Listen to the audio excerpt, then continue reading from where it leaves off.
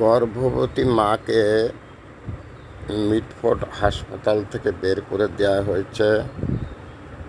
এ ব্যাপারে দোষী গাইনি চিকিৎসক তিনি বলেছেন সিজার করতে হবে, কিন্তু যিনি গর্ভবতী নারী তিনি বলেছেন আমি সিজার করব না।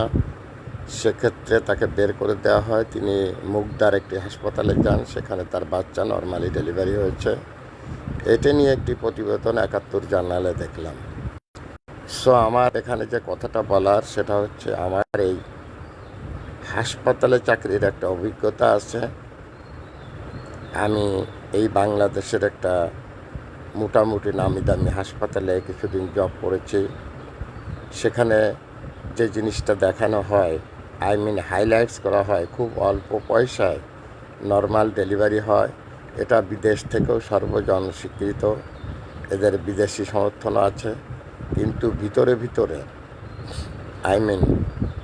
সিজারের ব্যবসাটা প্রকট। যারা একটু অর্থ সম্পত্তি আছে, যাদের চেহারা টেহারা ভালো, কাপড় চোপড় ধোপদুরস্ত, এদেরকে হাসপাতাল কর্তৃপক্ষ ডাক্তার যখন আসেন রাউন্ডে এবং দেখে যান রুগী, তো বেশিরভাগ ক্ষেত্রে বলেন আপনার বাচ্চাটা ঘুরে গেছে, পেটের ভিতরে ডিসপ্লেস অবস্থায় আছে, আপনি যদি এই মুহূর্তে সিজার না করেন আপনার বাচ্চা অসুবিধা হতে পারে। এভাবে তাকে বলা হয়। বলার পরে স্ত্রী কাঁদতে থাকে, তার কান্না দেখে স্বামী কাঁদতে থাকে। তারপরে এক পর্যায়ে তারা সিজারে বাধ্য হয়। আমি এরকমও দেখেছি যে অনেক মহিলা ওই হাসপাতালেই আপনার সিজার করবে না বলে সিদ্ধান্ত নেয়, এবং ওখানে যারা নর্মাল ডেলিভারি করায় তাদের সাথে যোগাযোগ করে যে দায় আছে, সে দায়ের সাথে যোগাযোগ করলে সে দায় বলে যে আপনি আরেকটু অপেক্ষা করেন, আপনার নর্মাল ডেলিভারি হবে। কিন্তু হাসপাতাল কর্তৃপক্ষের যে দায় আছে, যিনি এ কাজটা করেন, তিনি কিন্তু খুব জোরে সোরে কথাটি বলতে পারেন না। তিনি খুব নিরিবিলি কানে কানে চুপি চুপি রোগীদেরকে চেষ্টা করেন নর্মাল ডেলিভারি করানোর জন্য। কারণ এইটা যদি বড় ডাক্তাররা শোনে, যারা গাইনি কনসালটেন্ট, তাহলে ওই দায়ের চাকরি থাকবে না। আমি নিজের প্রত্যক্ষদর্শী, তো আমার জীবনের যে অভিজ্ঞতা আমি এটাও দেখেছি যে ওই হাসপাতালেই আপনার যখন সিজার করে বাচ্চা হয়, এরকম রোগীও দেখেছি যারা গরিব রোগী এই খপ্পরে পড়েছেন, সিজারের খপ্পরে। তারপরে তার বাচ্চা সিজার করার পরে 7 দিন তার যে খরচপাতি টোটাল যে টাকা, এবার তার স্ত্রীকে ওখান থেকে নিয়ে যেতে হবে। এখন বাড়ি গিয়ে তার গরু ঘোড়া বিক্রি করা ছাড়া, হয়তো যদি কোনো জমি থাকে সেটা বিক্রি করতে হবে, যদি কোনো গরু থাকে ছাগল থাকে সেগুলো বিক্রি করতে হবে। মোর দেন টাকা জোগাড় করে নিয়ে এসে তার স্ত্রীকে এই হাসপাতাল থেকে উদ্ধার করতে হবে। হাসপাতালের চারিদিকে পাহারা, চারিদিকে দেয়াল দেয়া, তার স্ত্রীকে নিয়ে বের হওয়ার কোনো রাস্তা নেই। আপনারা ধরে নিতে পারেন তার স্ত্রী বন্দী। এরকম একটি প্রত্যক্ষ অভিজ্ঞতা আমার জীবনে একটা লং টাইম ছিল। তো আজকে ৭১ জার্নালে যখন আমি এটা দেখলাম, তো সেটা দেখার পরে আমি আপনাদের সাথে, প্রিয় ভিউয়ার্স, এটা নিয়ে শেয়ার করছি। আপনারা একটু চালাকি করবেন। সেটা হচ্ছে, আপনারা যখন কোনো হাসপাতালে যাবেন আপনার পেশেন্টকে নিয়ে, বাড়ির থেকেই পুরনো কাপড় চোপড়, আপনার ভাব থাকতে হবে যে আপনি দরিদ্র মানুষ, আপনার কাছে টাকা পয়সা নেই, কোনো টাকা দিয়ে চিকিৎসা করানোর মতো পরিস্থিতি আপনার নেই। ঠিক এরকম একটা সিচুয়েশানে যদি আপনি হাসপাতালে মুভ করেন এবং হাসপাতাল কর্তৃপক্ষ যদি বুঝতে পারে যে আপনি অনেক গরিব, আপনার টাকা দেওয়ার কোনো ক্ষমতা নেই, সেক্ষেত্রে আপনার ডেলিভারিটা নর্মাল হওয়ার একটা পসিবিলিটি থাকবে।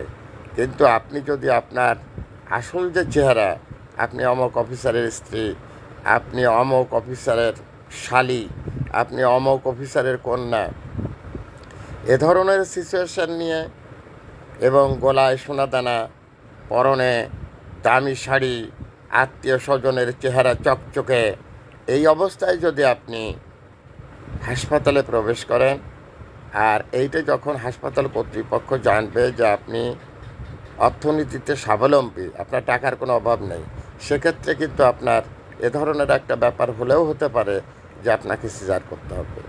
সো এই সমস্ত অর্থলোভী ডাক্তারদের হাত থেকে বাঁচার একটা উপায়, ডাক্তার যেন বুঝতে না পারে যে আপনি অর্থনীতিতে স্বাবলম্বী। এমনভাবে হাসপাতালে আপনাকে প্রসিড করতে হবে, এটা এই জন্যে যে আপনার স্ত্রীকে যখন সিজার করবে তখন কিন্তু তার শরীরে একটা অস্ত্রোপচার হয়ে গেল। আপনার যত টাকাই থাক না কেন, এই অস্ত্রোপচার কিন্তু জীবনে আপনি টাকা দিয়ে ঠিক করতে পারবেন না। আপনার স্ত্রীর শরীরে যে অস্ত্রোপচারটা হলো, এটা কিন্তু তার সারা জীবন এই ক্ষতটা, এই সেলাইটা তাকে বয়ে নিয়ে বেড়াতে হবে, এবং এর ডিমেরিট যথেষ্ট শুভকর নয়। সো আমি যে কথাটা বলতে চাই, ডাক্তারদের সাথে আপনারা পারবেন না, কারণ বাংলাদেশি ডাক্তাররা যে ধরনের মন মানসিকতায় গড়ে ওঠে, মেজর ডাক্তারটাই এরকম, মাইনর কিছু ডাক্তার আছে যারা অনেক ভালো।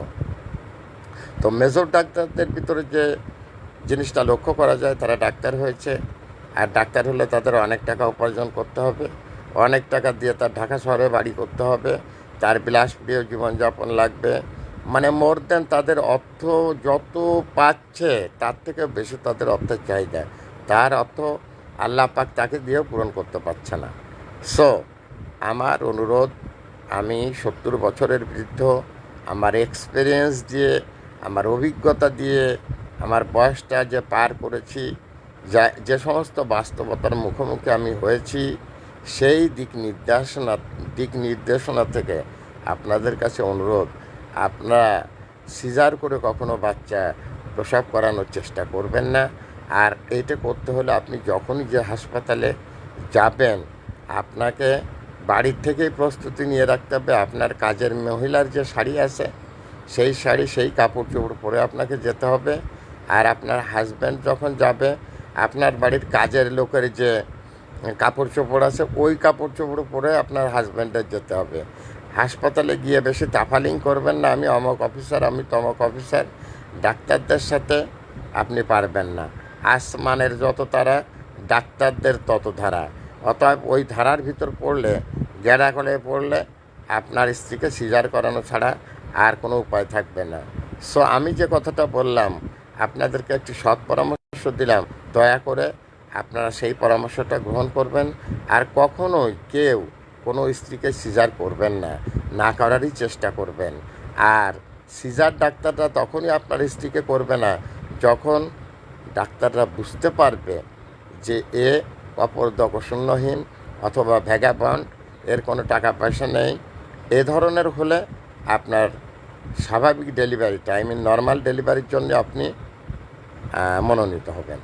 So all everybody, take my love, take my সালাম। আমার দিনের অভিজ্ঞতা থেকে আমি যেটা আপনাদের জানালাম, আশা করি আপনাদের উপকারে আসবে। Mohammad Fakhrul Alam master, viral sir, বিনা বেতনের একটি পারিবারিক পাঠশালার শিক্ষক। মোবাইল কন্ট্যাক্ট নং 01935204804। এটা আমার বিকাশের নাম্বার।